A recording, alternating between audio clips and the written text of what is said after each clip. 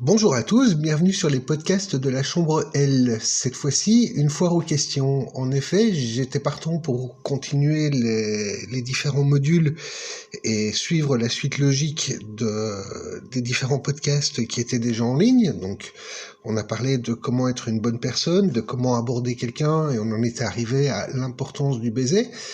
Et en vérifiant mes comptes Facebook pour faire un petit peu de SEO, j'ai vu passer plusieurs questions intéressantes issues de différents groupes sur lesquels je suis inscrit.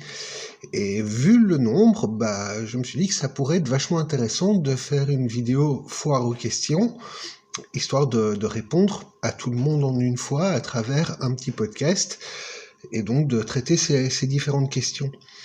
Pour votre information, je suis commerçant, je vends des produits pour adultes et j'espère arriver à en vivre. Bon, le coronavirus n'aide pas vraiment à l'heure actuelle et j'ai créé cette chaîne YouTube dans l'espoir d'arriver à la monétiser à un moment ou à un autre, histoire de gonfler un petit peu mon chiffre d'affaires. Bon, elle vient de démarrer, donc on est encore loin du compte, on va l'admettre. Mais bon, il n'y a que celui qui ne fait rien qui sait où il arrivera.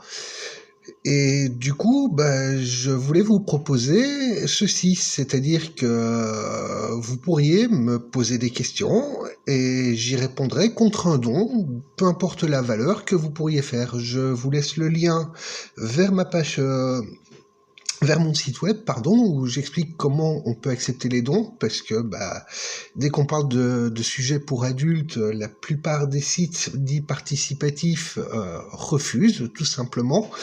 Donc voilà, on se rabat sur les solutions qui restent, et j'en ai trouvé une qui pour le moment fonctionne, donc on va se concentrer sur celle-là. Je vous mets le lien dans la description, et donc ça fonctionnera de la sorte. Vous m'envoyez un don, vous posez votre question et je traite la réponse de la manière la plus complète possible dans une vidéo spécifique qui vous sera adressée. Éventuellement, on pourrait envisager de faire un système de vidéos en privé où ce seraient toutes les personnes qui auraient fait des dons qui pourraient avoir accès à ces vidéos plus spécifiques. C'est à vous de me dire en description ou en commentaire le format qui vous plaît le plus. Alors ici, j'ai pris les 20 premières questions qui ont défilé sur mon mur et je vais y répondre de manière, on va dire, sobre, courte et rapide, tout en allant à l'essentiel. Alors c'est parti, première question qui a été trouvée, elle vient de Vérité Crue qui nous demande pourquoi les femmes ont une tendance à quitter leur mari à cause de la taille de leur sexe, souvent trop petit. Alors la réponse est toute simple. La femme a un vagin, l'homme a un pénis, et autant pour l'un que pour l'autre, il est une question de morphologie. C'est-à-dire qu'il y a des femmes avec des petits, moyens et grands vagins, et des hommes avec un pénis petit, moyen ou gros. Ce qui nous fait donc 9 associations possibles, dont 6 sont incompatibles et 3 sont harmonieuses. En effet, un trop gros sexe avec un sexe peu profond, ça va pas marcher. Un sexe trop profond avec un sexe petit ou moyen, ça va pas marcher non plus. On peut ajouter à cela la vitesse à laquelle l'homme et la femme arrivent à l'orgasme et l'intensité du désir que l'un porte à l'autre. Et ce qui fait qu'une femme va rester ou non avec son homme est le résultat de ces 3 facteurs. Une femme qui n'est pas satisfaite sexuellement parlant ne restera pas avec son homme. C'est un instinct primaire sur lequel on ne peut pas vraiment agir. Soit on est satisfait et on a envie de rester avec l'autre parce qu'on prend du plaisir dans l'acte sexuel, soit on ne l'est pas et le couple ne tiendra pas. Après, l'homme peut apprendre des techniques et des positions pour pallier à la taille de son membre, mais encore faut-il qu'il les applique. Voilà, j'espère avoir répondu à ta question. Chelsea Blues nous demande si on est pour ou contre le fait de faire l'amour au moins 5 fois par semaine pour être en bonne santé. Je répondrai que oui, faire l'amour de manière régulière et répétée permet d'être en bonne santé. Le sexe est un bienfait autant pour le corps que pour l'âme. Et j'irai même plus loin. Quand on fait l'amour 2 fois par semaine, on tombe moins souvent malade. 3 fois par semaine, on entretient son cœur et on le rend plus fort. 4 fois par semaine, on a la peau rayonnante. En effet, la sexualité stimule les hormones de croissance, ce qui a comme résultat d'éclaircir le teint et fait fondre les graisses. À raison de 5 fois par semaine, on devient positif et optimiste. À 6 fois par semaine, c'est le cerveau qui devient plus créatif et beaucoup plus alerte. 7 fois par semaine, et vous n'aurez plus jamais besoin d'aller voir un psy. Pourquoi ? Parce que vous diffusez régulièrement et de manière continue de l'endorphine dans votre corps.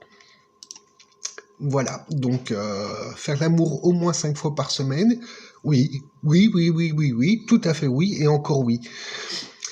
Alors, question suivante. Anatole Nzanda demande ce qu'il faut faire parce qu'il est perdu. En effet, il a une amie qui vient chez lui régulièrement et elle venait avec ses copines et la dernière fois, elle est venue toute seule. Alors Anatole, la fille qui vient chez toi ressent quelque chose pour toi, sinon elle ne viendrait pas. Si elle est venue avec ses amis jusqu'ici, c'est une manière de noyer le poisson. C'est-à-dire que sous le couvert de ses copines, elle t'a observé, elle a regardé comment tu la traites elle et comment tu te comportes vis-à-vis de ses copines. Tu peux être certain qu'après chaque fois qu'elle est venue chez toi avec ses amis, elle en a parlé avec ses copines. Elle a analysé ton comportement, ton attitude, ta manière d'être, ce que tu as dit, ce que tu as fait, et elle s'est fait une opinion sur toi qu'elle a construite avec le ressenti de ses amis. Si elle est venue seule la dernière fois, c'est qu'elle est en confiance avec toi et qu'elle estime que tu es quelqu'un de bien pour elle. Maintenant, et je t'invite vivement à aller consulter mon site web où j'explique justement comment aborder quelqu'un et comment construire une relation. Je l'explique aussi à travers mes différents podcasts, mais pour faire simple, rapproche-toi d'elle, prends-lui la main, apprivoise-la. Donc ça veut dire prends-la dans tes bras, apprends à caresser son corps, à l'embrasser. Et tout ça, ça va mener à une sexualité qui va s'installer et à former un couple qui pourrait être harmonieux.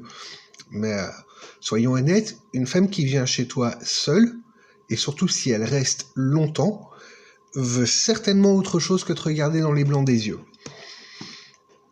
Alors, Coutou Roméo demande pourquoi lorsque deux personnes s'embrassent, l'un des deux ferme les yeux. Alors, lorsqu'on s'embrasse et que le baiser est sincère et passionné, l'un des deux, celui qui aime l'autre et qui espérait le baiser, ferme les yeux pour savourer l'instant, pour le faire durer et se plonger dans le fantasme qu'il s'était imaginé autour de ce baiser.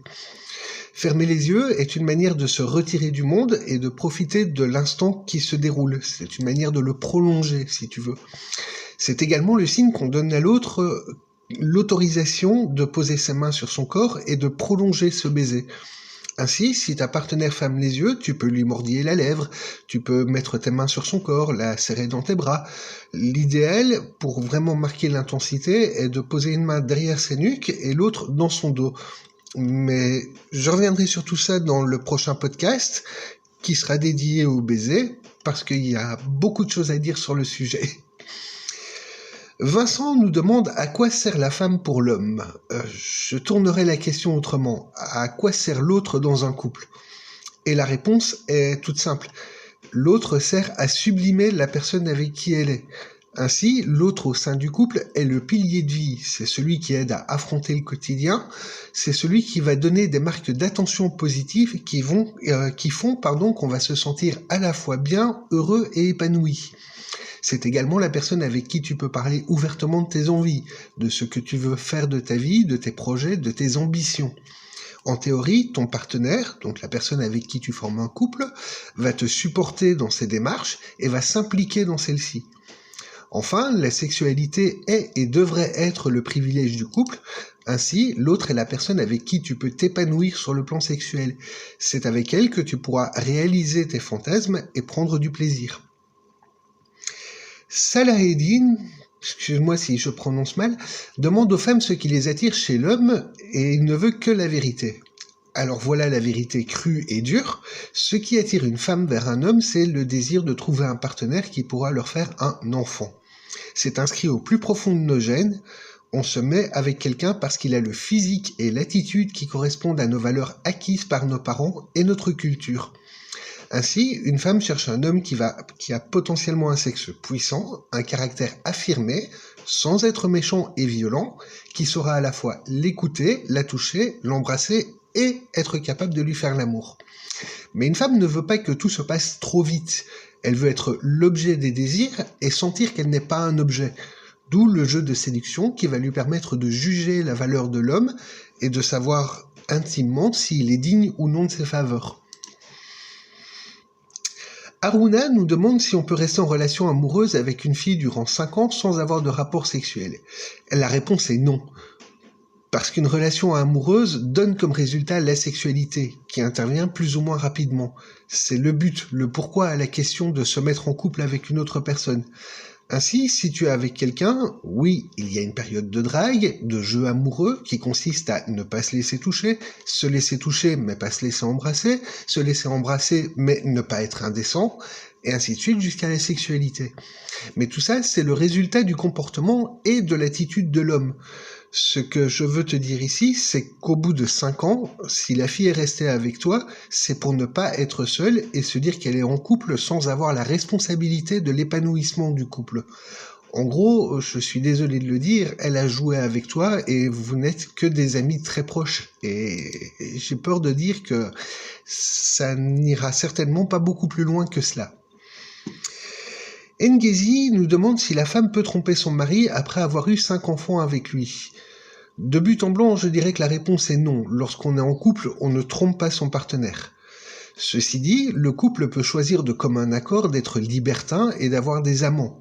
Mais il s'agit là d'un consentement mutuel, basé sur le respect des envies. On prend un amant pour varier du quotidien. Mais dans ce cas-là, si l'un le fait, l'autre doit pouvoir en faire autant.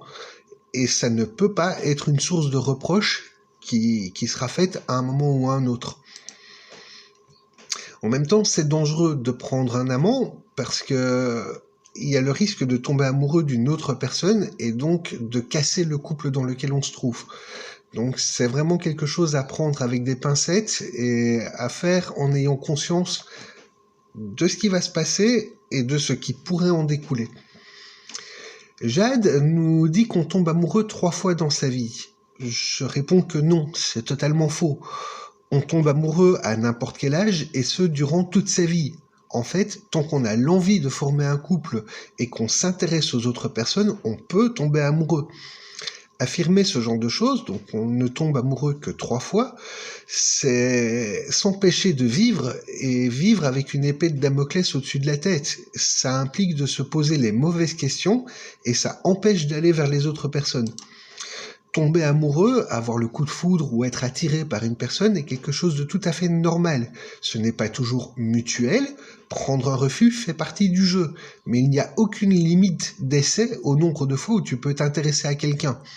Ceci dit, si une personne t'a dit non, intéresse-toi à une autre personne, parce qu'une personne qui dit non. Ce n'est pas la peine de la harceler jusqu'à ce qu'elle dise oui. Mika nous demande ce qui est préférable, faire l'amour dans l'obscurité ou dans la lumière. Je réponds les deux. Tout est une question de timidité du couple. Un couple timide qui n'a pas l'habitude du corps de l'autre ou des jeunes personnes préféreront l'obscurité.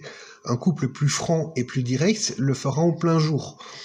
J'ajouterais que c'est aussi un jeu. Le faire dans le noir donne des sensations bien différentes que de le faire en pleine lumière. Voir ou à peine distinguer son partenaire change la manière de le toucher, de s'approcher et de lui parler. En fait, je vous conseillerais d'essayer les 2 manières, autant que d'être capable de varier les positions et les lieux pour faire l'amour. Et il n'y a pas que la chambre et il n'y a pas que la nuit pour s'amuser à 2. Cédric nous demande pourquoi une femme regarde uniquement le présent et non le futur de l'homme. La réponse est simple. La femme vit dans le moment présent et est généralement consciente que si tu agis d'une certaine manière maintenant, tu seras exactement le même demain et les jours d'après. Peu importe ce que tu lui dis et ce que tu lui promets. La femme ne vit pas sur des promesses ou sur le rêve de ce que pourrait être la vie dans un futur plus ou moins proche. Ce qui l'intéresse, c'est ce que tu fais aujourd'hui pour que ce futur que tu lui décris arrive et soit quelque chose de concret. Jean-Charles nous dit que la seule preuve d'amour qu'une femme peut donner à un homme est la sexualité. Je réponds que non, absolument pas et en aucune manière. Les preuves d'amour sont la présence de la femme près de l'homme, toutes les attentions qu'elle peut lui apporter, que ce soit en parole ou en tendresse, être là pour supporter et encourager ce que l'homme fait de sa vie. La sexualité est le résultat du comportement de l'homme envers la femme. La sexualité se mérite par les paroles, les actions, la présence et les bienfaits que l'homme apporte à la femme. C'est le résultat du jeu de séduction et l'accomplissement du désir envers l'autre. Ceci dit, une femme qui se refuse à l'homme alors qu'il agit correctement avec elle, n'est peut-être pas si amoureuse que ça de cet homme. Cédric nous demande s'il faut connaître la valeur d'une personne avant de l'aimer. Alors si on parle de valeur morale, la réponse est oui. Le comportement de l'autre personne, c'est ce qui fait qu'on va être intéressé par elle ou non. Donc la valeur, c'est le style de vie, la manière de se comporter, les croyances, et donc la manière d'être. Si tu n'es pas conscient de la valeur d'une personne avec qui tu envisages de sortir, d'une manière amoureuse et donc pour former un couple, tu pourrais bien avoir des très mauvaises surprises et te retrouver dans des situations vraiment désagréables. C'est pour ça qu'il y a le jeu de séduction et une espèce de période de test pour s'assurer que la personne avec qui on veut former un couple est quelqu'un de bien, avec qui on va s'épanouir et avec qui on pourra construire un couple, avoir une sexualité et donc aimer cette personne et entretenir l'amour qu'on a pour elle.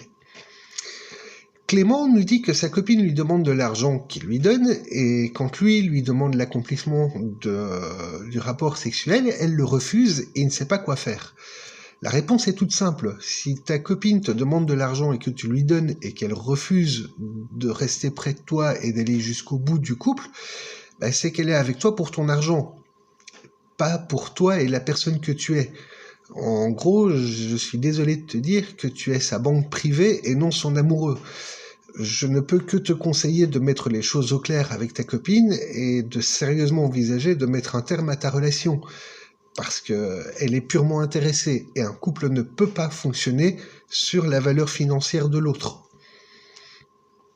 Richard nous demande s'il est normal de prendre de l'alcool avant le rapport sexuel.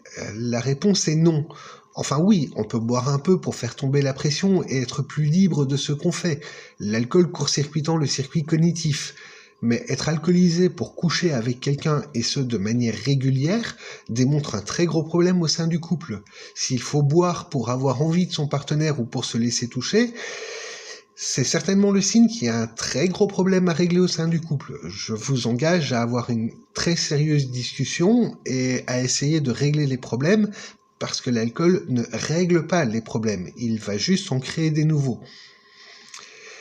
Savage nous demande ce qu'il faut faire pour trouver l'amour.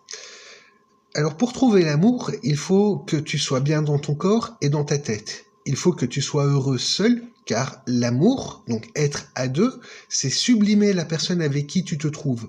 Tu ne peux pas compter sur l'autre pour créer ton bonheur. Ensuite, tu dois avoir des valeurs et être une bonne personne. Avec ces bases, tu devrais avoir une vie sociale et aborder les gens qui attirent ton regard. L'amour ne vient pas tout seul, il se provoque et il se crée. Ouedrago demande pourquoi les garçons mettent leurs mains dans les poches après avoir dansé le zouk avec une fille. Alors, le zouk est une danse qui suggère la sexualité. Avoir dansé cette danse avec une fille, et donc si une fille accepte de danser le zouk avec un homme, c'est une manière de démontrer l'envie de sexualité avec son partenaire de danse. Dès lors, on peut considérer cette danse comme la drague et l'acte sexuel, les deux étant faits d'une manière implicite. Inviter quelqu'un à danser le zouk est une manière de le draguer, danser le zouk est une manière de simuler l'acte sexuel. C'est une suggestion du jeu amoureux dans une danse. Or, il faut savoir que dans le jeu de séduction, quand un homme met ses mains sur son corps, il montre l'endroit où il aimerait être touché. Donc pour revenir à la question, dans le cas qui nous occupe, un homme montre qu'il a envie d'être touché à l'entrejambe en mettant ses mains dans ses poches après avoir dansé le zouk, ce qui est la suite logique du jeu de séduction qu'est le fait de danser le zouk. NT demande si ça existe encore des filles qui n'aiment qu'un seul homme et qui ne regardent pas ailleurs de nos jours. Oui, ça existe toujours. Ce qu'il faut, c'est être un homme bien, c'est-à-dire une femme n'aimera qu'un homme à la fois si cet homme la respecte et lui apporte ce dont elle a besoin. À l'homme d'être correct et de combler la femme avec qui il est pour qu'elle n'ait pas l'envie d'aller regarder ailleurs. Il faut savoir qu'une femme qui regarde d'autres hommes démontre qu'elle n'est pas heureuse dans le couple dans lequel elle est impliquée à l'heure actuelle. Alexis nous demande si on doit forcer son partenaire à faire l'amour même s'il n'en a pas envie. La réponse est non, jamais et en aucune manière. L'acte d'amour est la suite logique du comportement des deux partenaires au sein du couple. Si ton partenaire n'a pas envie de le faire, cela peut provenir d'une fatigue ou d'un manque d'envie passager, ce qui est parfois tout à fait normal. Par contre, si le refus devient régulier, c'est le signe que ton couple va mal et qu'il est grand temps d'avoir une discussion sur le bien fondé de rester ensemble ou non. Et surtout, il est grand temps de chercher des solutions. Sache que refuser la sexualité est une forme de mépris envers son partenaire, et quand une personne en est à ce stade, c'est très compliqué de récupérer son intérêt et de reconstruire la relation. Enfin, 20e question, Jade nous demande qu'on lui laisse un conseil de notre expérience de vie. C'est simple, Jade. Sois toi-même, vis et fais ce que tu aimes, épanouis-toi et essaye d'être la meilleure version possible de toi-même.